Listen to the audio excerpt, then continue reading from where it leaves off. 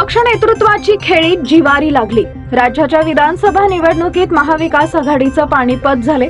ठाकरे गटाला मोठा झटका बसला, तर दुसरीकडे महापालिका निवडणुकीच्या तोंडावर पक्षाला गळती लागली।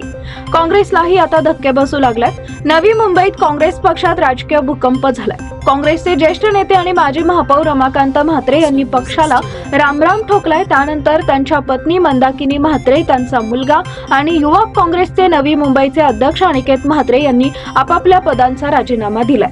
विधानसभा निवडणुकीत ऐरोली मतदारसंघातून उमेदवारीची तयारी अनिकेत यांनी केली होती, मात्र त्यांना तिकीट मिळालं नाही। यानंतर ते नाराज असल्याची चर्चा होती। आता मतदारसंघात म्हात्रे कुटुंबाचा दबदबा आहे, तरी देखील पक्षानं त्यांचा विचार केला नाही। दरम्यान नवी मुंबईचे जिल्हाध्यक्ष अनिल कौशिक यांनी पक्ष सदस्यत्वाचा राजीनामा दिला। त्यांच्या राजीनाम्यानंतर जिल्हाध्यक्षपद रिक्त झाले होते।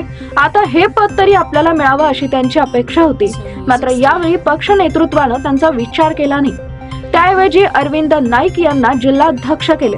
पक्ष नेतृत्वाची ही खेळी म्हात्रे कुटुंबियांच्या जिवारी लागणारी होती। त्यांच्यातीलच नाराजी आणखी वाढली। या नाराजीतूनच ज्येष्ठ नेते रमाकांत म्हात्रे यांनी पक्षातील पदाचा राजीनामा दिला। त्यानंतर त्यांच्या पत्नी मंदाकिनी आणि अनिकेत यांनी देखील पक्षाच्या पदाचा राजीनामा दिलेला आहे। म्हात्रे कुटुंबियांच्या या निर्णयानंतर नवी मुंबईत काँग्रेसचे अस्तित्व राहणार का? यानंतर म्हात्रे कुटुंबीय कोणता राजकीय निर्णय घेणार हे पाहणं महत्त्वाचं ठरणार आहे।